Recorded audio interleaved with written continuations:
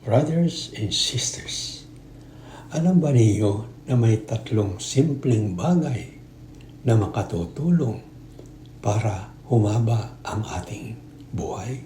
Una, masustansyang pagkain. Ang katawan natin ay kaloob ng Diyos. Kaya dapat natin itong pangalagaan.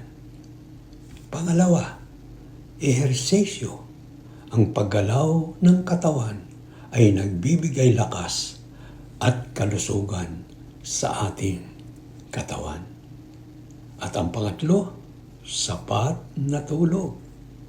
Ang pahinga ay mahalaga upang maibalik ang lakas ng ating katawan. But remember this, life does not depend on these things alone. God is the giver of life.